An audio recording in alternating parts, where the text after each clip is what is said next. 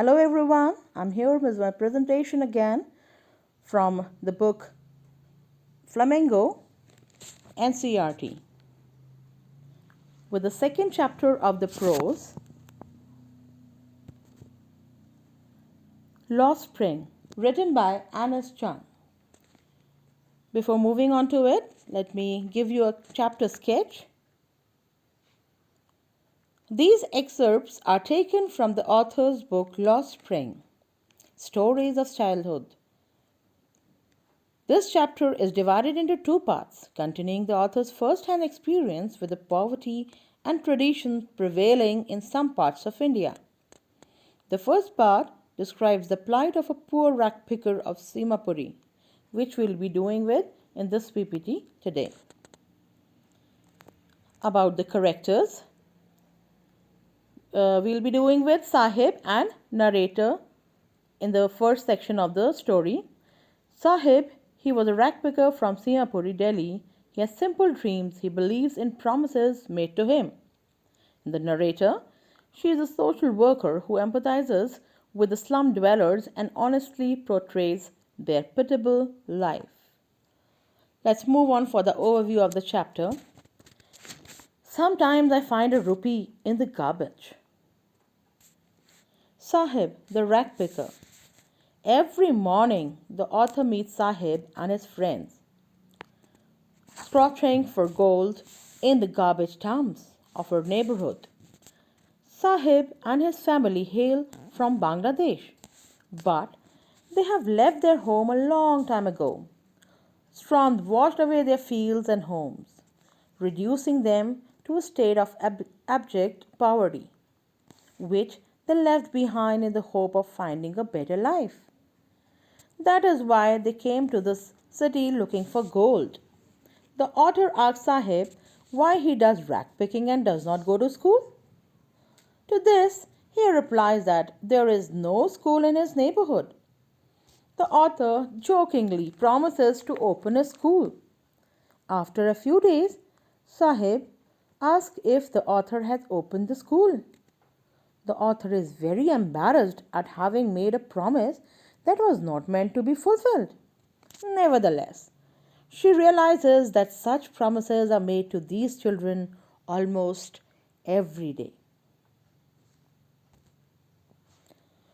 Sahib, his name was just which was having the meaning Lord of the Universe, Sahib-e-Alam.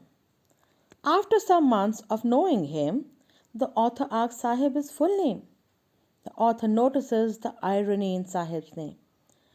Sahib-e-Alam, which means Lord of the Universe. She feels that Sahib would not believe what his name means. Unaware of the meaning of his name, Sahib roams with his gag, barefoot on the streets. The author curiously asks why they don't wear slippers. One amongst them replies that his mother does not bring them down from the shelf. Another says he wants shoes. Moving across the country, the author has seen many children walk barefoot. One of the explanations is that it is a tradition and not lack of money. The narrator wonders if this is just an excuse to explain a way forever state of poverty. Authors pained by the fact that rag pickers are still barefoot. The author remembers a man from Udupi who was a young boy, would pass a temple where his father was a priest and pray for a pair of shoes. 30 years later, the author visited the town. Behind the temple, there was the house of a new priest. Anas noticed the young boy of the priest who arrived panting. Panting word we have used in the previous chapter also, that is breathlessly. He was wearing shoes. The writer was reminded of the boy who prayed that he should never lose his shoes. The goddess had granted his prayer, as most of the young boys there now have shoes to wear. As against this, the rag picker in the author's neighborhood still remained barefoot. Garbage seems to be gold for these rack pickers. The author, acquaintance with the barefoot rack pickers, takes her to Seema Puri. Seema Puri is a place on the periphery of Delhi, yet miles away from it metamorphically. The place is a home to 10,000 other shoeless rack pickers like Sahib. They all are from Bangladesh, who are refugees, who came here back in the year 1971. They live in very poor condition in mud structures with roof of tin and tarpaulin. You must be seeing the slums when in the Google also in some when you move on for the plains area, you can see the houses made up of thatch, mud, and the plastic covers on their roofs just to give them a shade while they sleep. So they were living in such conditions. The place has no running water facilities and no drainage. The rack pickers have lived here for the past 30 years, some even more without identity, yet they have valid ration cards. Not having an identity does not bother them if at the end of the day they don't sleep with empty stomach. They prefer to live here rather than in the fields at home which give them no grain. They who once lived in the beautiful land of their green fields and rivers are now compelled to pitch their tents wherever they find food. Children are born in them and become partners in survival. And survival in Simapuri means rack picking. Over the years, rack picking has become an art. Garbage is gold to these rack pickers, as it is a source of income. It is their only support and means of income. Sahib tells the author that sometimes he finds a rupee, even a 10 rupee note, and he realizes that garbage holds a different meaning to both parent and children. For parents, it is the source of their livelihood, providing them with food and shelter. For children, it is wrapped in wonder. Lost Spring.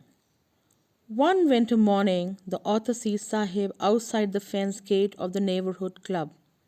He is watching a game of tennis. Sahib seems to be fascinated by the game.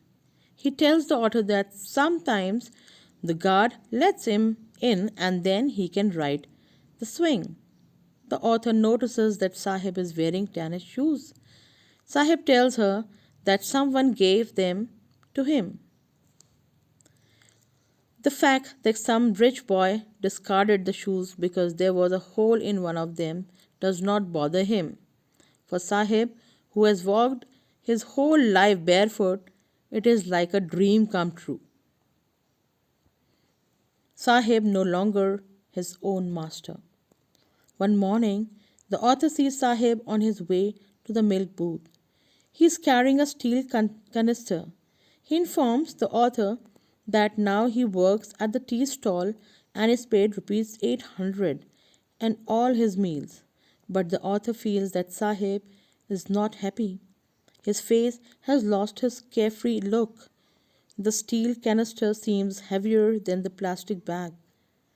The bag was his, but the canister belongs to the owner of the tea stall. Sahib is no longer his own master.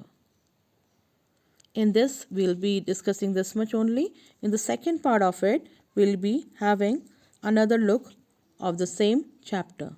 Thank you. I hope you liked it.